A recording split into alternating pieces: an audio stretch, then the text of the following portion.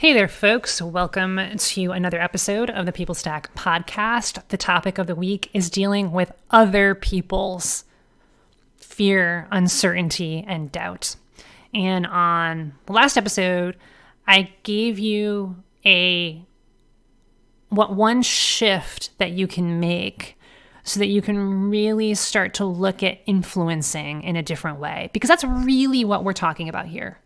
If you're getting frustrated, if you're getting angry, if you're getting sad, if you're feeling anxious about dealing with other people, with other people's stuff, then really what it is, it's a lack of confidence. It's an insecurity around your ability to influence other people. Because if you had 100% confidence in your ability to influence other people, you wouldn't worry about dealing with them. You'd know how to deal with them no matter what. And so the shift that I shared is that, remember, you can't control other people. That's not the goal here. The goal is to influence them. So know the difference between controlling and influencing. And that'll help you show up in service to others and help you show up with a Zen-like detachment from the outcome. Whether or not they choose to go the way that you want, that you've tried to convince them to go, whether or not the other person does that, you win because you showed up and you did the best you could. And so today I want to share another shift, but in order to get there and for you to appreciate what it is I'm talking about, I want to talk about how not. I want to talk more about the how and also about the how not. In the last episode, I talked about what's at stake and, some examples around what it might feel to be frustrated with dealing with other people. And look, at the end of the day, it shows up everywhere. It shows up all the time, whether we're dealing with a global pandemic or not, whether people are 100% work from home or not. Influencing is an essential skill. And if you cannot influence, you're not going to be an awesome leader. You're not going to be able to deliver consistent, measurable wins, and you're not going to be able to upgrade your career. So learning how to influence and learning how to do it well is going to be essential to you, to your career, to your life, to your identity as an accomplished high performer. And dealing with other people's stuff, well, I don't think I have to tell you that this is something that we deal with all the time. Why didn't they do this? Why can't I convince them to do this? Why is my boss this way? Why is my team member this way? Oh my God. I can't believe that my colleague acts this way and it made this decision. It's so, oh my God, I don't get it. Why? Why, God, why? How many times do we play that record over in our head? Why did they do this? I just don't get it. I don't understand him. I don't understand her. Why are people this way? Right? That's really what we're talking about here, is that sense of frustration and wanting to get it but can't. And that's where influencing comes in. Because when you have 100% confidence over your ability to influence other people, that record player just stops playing. Because you let go of the control, and instead you show up to every single conversation knowing that you have the best skills to help voice your opinion, to show the data, and to do it with love. But I want to talk a little bit more about how not to, because this is the way this usually shows up. When people talk about influencing, they often talk about controlling. And like I talked about in the last episode, it's not about controlling, but this is the way, because we're not taught how to influence. We're not taught how to sell in school. As far as I know, it's not part of the Common Core, and it's probably not going to be. Right? It may not have been until maybe high school, maybe you were on a debate team or something like that, and you may have learned something about influence. But even debating, it's very transactional. It's not transformational. Like the idea of a debate is I'm going to present my side of the argument. And that's it. It's not about transforming people's ideas. At least usually it's not anyway. And so it may not have been like for a lot of you, maybe until college, where you really learned about, let's say, the psychology of influence, and maybe you took some marketing and business classes, perhaps, maybe not, where you learned about what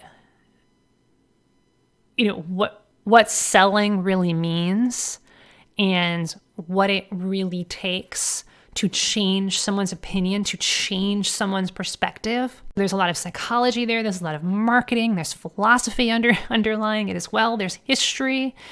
But because a lot of us don't have that understanding of it and never took, and maybe you did take a psychology class about influence, but did you really learn practically how to do it? How to sit someone down and change their mind? For most of you, I don't believe that you have. I didn't. I have a PhD in psychology. I didn't truly learn how to influence people until I started training, getting training and coaching, which didn't happen until years after I got my PhD. So to actually have a conversation with someone and transform their lives, I didn't learn that until my late 30s, which was well after I got my PhD. I know I look like I'm 25. I'm not, by the way. Yeah, I got my PhD when I was 7. Yeah, no. So anyway, that's why so many of us, and for me for the longest time as well, until I really learned how to do this, approach influencing like, my way's better, your way's wrong, so we do it my way. And I know I'm oversimplifying it, but like if you boil it down to the basic structure of the way that most people try to influence, that's what it is. My way is right. And here's all the reasons why my way is right. And you're wrong. And here's all the reasons why that's a terrible, no good, bad idea. It's a bad idea for this reason, that reason, and the other reason. So therefore, we do it my way, right? And so when you really kind of boil it down, you could see almost how silly it is. Because when you put yourself in the other side of the table, right? Just put yourself on the other side of the table for a moment. The person who is being influenced, the buyer, right? You're no longer the seller, you're the buyer. You're the one who may even be a little bit open to changing your perspective, a little bit open to changing the way you've been doing it. Because, yeah, you know what? Maybe we do need a better way at approaching this thing. But if the other person is basically just, I'm right, you're wrong. Like, how is that going to feel, first of all? Like, to basically be made wrong. None of us like to be made wrong. Right? Just try doing it with your spouse. Actually, I don't recommend that at all. You know, try doing it with your kids or the person who you love the most. Make them wrong and see what happens. You know what I mean? Like, but it does kind of open up this clarity around, oh, wow, how have I been trying to influence in the past? Oh, God. Yeah, that's me. That's really what I've tried to do. Maybe I've sprinkled in some compassion and some understanding, but it was really just kind of surface level. Yeah, you know, I get it. Why you want to be doing it this way, but really? Why are we doing it this way? It sucks. So the shift here to where we want to get to, it comes from the underlying, I think, model that most people have around influencing and selling. The underlying metaphor that a lot of people use when they think about, okay, I want to influence someone. And so the model that a lot of people use, and that I did for a while too, as I learned how to influence and I was beginning to learn how to sell when I first started the business, that it was something that I did to someone, right? And so for a lot of you, that's the way that you're thinking about influencing and selling, is that it's, I'm doing this to another person. And so the metaphor, or if you were to put a visual to it, it would almost be like you're throwing rubber darts at this other person and you're hoping that one of them sticks. Right? I'm going to present this evidence. I'm going to present this evidence. I'm going to talk and I'm going to show you how I'm right. And you're doing it to someone, right? And they're not sharp, pointy darts, right? You don't mean to hurt that person, right? You're not there to inflict pain, right? So that's why they're rubber darts. But it's kind of like, and you're just kind of hoping that something's gonna stick, right? And that you're basically turning this other person, the buyer, into this metaphorical dartboard. And that if, I hope so, if one of these darts just happens to stick, oh great, if it happens to stick, wonderful, I won. It's like you're doing it to that person. And the reason that doesn't work is because people aren't dartboards. And it's not what we actually mean to do anyway. We don't want to do anything to anyone else because that's not how we want to be influenced. We want to be inspired, not like poked and prodded and arm twisted. So the way that I would encourage you to rethink, reshape, take on a different perspective of influencing, take on a different perspective of selling so that you can do it better. And then you can actually create meaningful, positive change is instead of thinking about it as something that you do to someone, instead think about it like you are creating the space for positive transformation. You are creating that space around you and that other person. Create the space for positive change.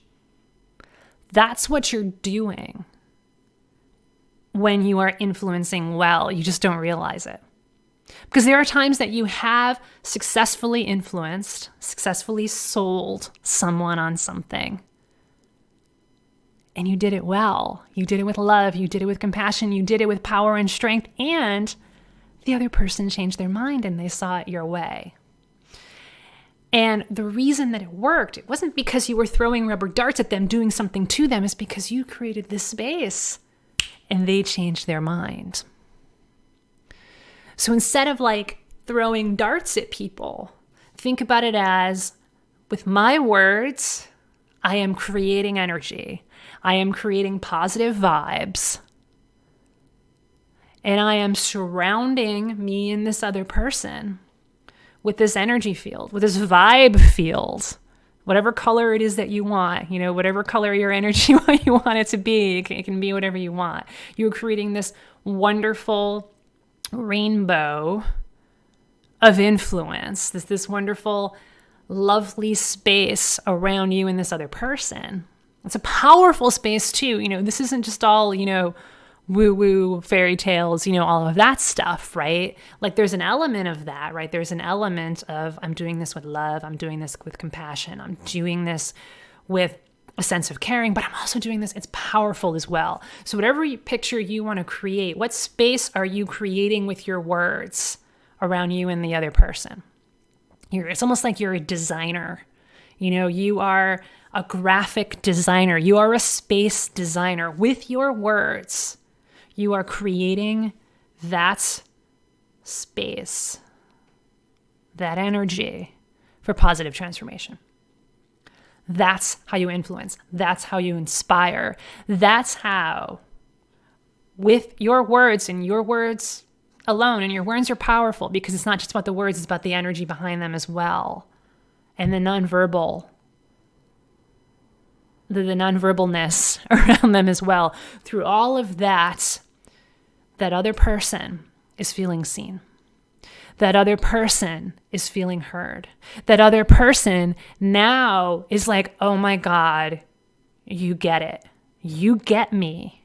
You so get me more than anyone else has ever gotten me in this world. And oh wow, I see it now. You want what's best for me. You're not making me wrong. Actually, you're making me right. You're making me even more right than ever. And the way that I am going to get what I want and that we're all going to get and we're all going to win is by doing it this way. So let's do it. That's what it looks like. And that's what it feels like when you are inspiring with heart. Because you are no longer having a brain-to-brain conversation, you're having a heart-to-heart conversation. That's what the core of this is. When you do it to someone, it's like brain-to-brain. And that doesn't work. But when you're having a heart-to-heart conversation and you activate your brain to bring in the evidence and the details, but at the core, it's I'm creating this space. I love you and I want what's best for all of us. That's how you inspire people. That's how you influence people. Whether it's your boss, whether it's your team, whether it's your colleague, whether it's your mom, your dad, your husband, your wife, your kids, your partner, whoever it is, being able to influence is one of the most powerful human skills that you can develop. Because by influencing, not only are you going to inspire positive change and everyone's going to win, you're also going to inspire other people to inspire. And they're going to be like, wow, that felt really good. I want to learn how to do that too. I never knew that being sold to can feel so freaking good. That's what awesome leaders do. And I know that that's what you want to do as well. So make sure you make that shift. Don't think about it as I'm doing this to someone else and I am throwing darts at someone. That's not what influencing is about. What influencing is creating the space for positive transformation. And look, if what I've been talking about today has been resonating with you, and you are absolutely committed to not only becoming a master influencer and a superhero tech leader whose teams win consistently and you consistently build excellence, you consistently evangelize that excellence, where you are also absolutely committed to building a legacy that you're proud of, that other people are proud of, and you want to make a massive positive impact on the tech industry. And you want to do it now because there's no more time to waste. The clock is ticking. It's only so many more years until retirement. It's only, that if you want to be CTO or CIO or own your own business in the next 3 to 5 years, you got to start now. You got to start now. So if you're ready to make that commitment and go on this amazing journey of personal transformation while you make a positive impact, a massive positive impact, then it's time to book a call with my team, thepeoplestack.com/book. We're going to talk about what's going on in your career right now, what's your biggest challenges, what's not working. We're also going to talk about what is working and where you want to go. And if we can help you get there, we're going to tell you. We're going to show you how. We'll talk about all of the details. If we can't, we're going to make sure that we steer you toward resources and that we recommend next actions that are going to keep you on the path toward amazing career growth. So it's really win-win. It's win-win. Because we are here to influence. We are here to inspire you. But we're not gripping to the outcome. Because you know what? It's a conversation. And however that conversation goes, we're going to be there to guide you with love and with power and with certainty and what's going to be best for you. So if that's the kind of conversation you want to have, book a call with us today. thepeoplestack.com/book.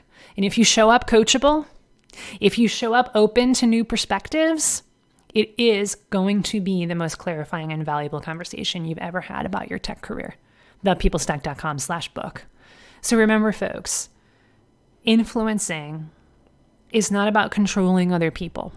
It's not about doing something to other people. That's icky. That's nasty. That's why it feels that way. It's about wanting what's best for them. It's about seeing them, hearing them, getting them, knowing that you got them, and creating the space for that positive transformation to happen. That's it for the day, folks. Talk to you again next week. Bye-bye. That's a wrap.